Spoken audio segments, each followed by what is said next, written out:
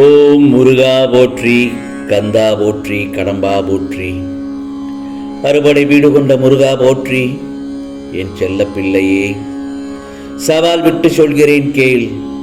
இன்று இரவுக்குள் நல்ல செய்தி உன்னை தேடி வரும். முருகன் மேல் நம்பிக்கை இல்லை என்றால் கேட்காதே. என் செல்ல பிள்ளையே, நீ தெளிந்த அறிவோடும் புத்தி கூர்மையோடும் இருக்கிறாய்.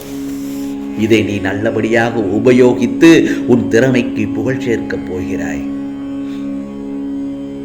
உன் வாழ்க்கையில் செல்வ செழிப்புடன் வாழ உனக்கு இந்த முருகப்பெருமான் அருள்பாலித்து விட்டேன். ஏனென்றால் என் வார்த்தை என்றும் பொய்யாகாது. என் வார்த்தை மீது முழு நம்பிக்கை வை. என்னை காண்பதற்கு முன் நீ எப்படி இருந்தாய், என்னை வழிபட்ட பின் அல்லது என்னை பார்த்த பின் இப்பொழுது எப்படி இருக்கிறாய், சற்று யோசித்துப் பார். நிச்சயமாக அதில் பல மாற்றங்கள் தெரியும். கவலைப்படாதே. உன் உள்ளத்தில், உன் இல்லத்தில் அதிக இடம் பிடித்த அந்த நபர், அந்த துணை உன்னை தேடி வரப்போகிறது. மனம் சோர்ந்து போகாதே. உன் அன்பு எவ்வளவு ஆழமானது என்று புரிந்து கொள்ளாததால் தான் இந்த பிரிவு. புரிந்து கொள்ளும் நொடியில் உன் அன்பிற்கு வேறு யாரும் ஈடில்லை என்று தெரிந்த கணமே ஓடோடி வந்து விடுவார் உன்னை பார்ப்பதற்கு. உன் கண்ணீரை வீணாக சிந்தாதே. சில காலமாக உன்னை உற்று கவனித்துக் கொண்டுதான் வருகிறேன். தனிமையில் போராடுகிறாய். உன் காத்திருப்புக்கு பலன் உள்ளது. நீ விரும்பிய வாழ்க்கை கிடைக்கப் போகிறது. பிரிந்தவர்களை சேர்க்கப் போகிறேன். நீ நினைத்தது நிறைவேறும். உன்னோடு நான் இருக்கிறேன் என்பதை உணர்ந்து கொள். இதோ உனக்கான நல்ல வழி விரைவில் பிறக்கும். நீ வாழ்க்கையில் சந்தோஷமாகவும் வளமாகவும் நலமாகவும் வாழப்போகிறாய். நான் உன்னை தேர்ந்தெடுத்துள்ளேன். பின் எப்படி உன்னை கைவிடுவேன்?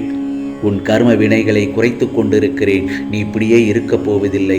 உனக்கும் நல்ல காலம் வரும். உன்னுள்ளேயே நான் இருக்கின்றேன். நீ சந்தோஷமாக இருப்பதற்காகத்தான் நான் கஷ்டப்பட்டு கொண்டிருக்கிறேன். உன் வாழ்க்கையில் பல மாற்றங்கள் ஏற்பட போகிறது. ஆம் செல்லமே, பல அதிசயங்களும் நடக்கப் போகிறது. அதை நீ பார்க்கத்தான் போகிறாய். கஷ்ட காலத்தை நீ கடந்து வந்து விட்டாய் என் செல்லமே. நீ வாழவே கூடாது, நீ முன்னேறவே விடக்கூடாது என்று நினைக்கும் பலருக்கு முன்னால் நீ வாழ்ந்து கொண்டுதான் இருக்கிறாய். உன்னை இந்த நிலைக்கு ஆளாக்கியவர்களை தன் நிலையை உணரும் எந்த தருணத்தை ஏற்படுத்துவேன். உனக்காக உன் முருகப்பெருமான் நான் ஏற்படுத்தியே நிச்சயமாக எல்லாவற்றையும் நல்லதாகத்தான் ஏற்படுத்தியே தீர்வேன். நீ இழந்ததையெல்லாம் வேறு வடிவில் வந்தடைய நான் வழி செய்கிறேன். எல்லோரிடத்திலும் நீ அன்பிற்காகவும் பாசத்திற்காகவும் நீ ஏங்குவதற்கு பதிலாக உன்னை தேடி வருவோர், உன் மதிப்பு புரிந்தவர் மீது அதிக அன்பு செலுத்து. அன்பாக இருக்கிறவர்கள் நாளைக்கும் அப்படியே இருப்பார்கள் என்று எதிர்பார்க்காதே. இந்த உலகில் பலதரப்பட்ட மனிதர்கள் இருக்கத்தான் செய்வார்கள். எப்போதும் எந்த உறவாயினும் நீ அளவோடு இருந்தால் இது போன்ற பாதிப்பு ஏற்படும் போது உன்னால் அதை இலகுவாக ஏற்றுக்கொள்ள முடியும், அல்லது அந்த இடத்தில் அதை சமாளிக்க முடியும். அதற்காக எல்லோரிடத்திலும் அன்பற்று வாழச் சொல்லவில்லை. அதீத அன்பு வைக்க வேண்டாம் என்றுதான் நான் கூறுகிறேன். ஆகவே நிதானமாக யோசித்து யார் நல்லவர் என்பதை அறிந்து கொள்ள வேண்டும். கவலைகளை எல்லாம் மனதில் வைத்து கொள்ளாமல் உன் லட்சியத்தை நோக்கி சென்று கொண்டே இரு. அப்போதுதான் எதற்கெல்லாம் வருத்தப்பட்டாயோ அதெல்லாம் உன்னை தேடி வரும். ஆம் செல்லமே, அதுவரை நம்பிக்கையுடனும் பொறுமையுடனும் செயல்பட்டு கொண்டே இரு. வசந்த காலம் உன்னை தேடி வரும். உன்னை சேரும் நாள் வெகு தொலைவில் இல்லை. நிச்சயமாக உன் வாழ்க்கையில் நீ எங்கும் எதையும் தேடி செல்ல வேண்டாம். எல்லாம் உனக்காக அனைத்தும் நிறைந்த விஷயங்களாக உன் முருகப்பெருமான் நான் இருக்கிறேன். நான் எல்லாவற்றையும் நடத்தி காட்டுவேன். மற்றவர்களை நம்பி வாழ்வது சுயமரியாதை இல்லை என்று நினைக்கும் போது என் செல்லப்பிள்ளை என்னிடம் மட்டும் உரிமையாக கேட்பதை பார்த்து ஆனந்தம் கொள்கிறேன். என் குழந்தைக்கு என்ன தேவை என்பதை நான் பார்த்து அள்ளி அள்ளி கொடுத்து வாழ வைப்பேன். நீ வெற்றி அடைய எல்லா செல்வ வளங்களையும் பெற்று மகிழ்ச்சியான வாழ்க்கையை வாழப்போகிறாய் என் செல்லமே. ஆகவே நிரந்தரமில்லாத இந்த உலகத்தில் எதிர்பார்த்த சில விஷயங்கள் கிடைக்கும், பல விஷயங்கள் கிடைக்காமலும் போகும். வேண்டும் போது கிடைக்காததும் எதிர்பாராத போது நடக்கிறது எல்லாமே இந்த மனித வாழ்க்கையில் கலந்த ஒன்றுதானே.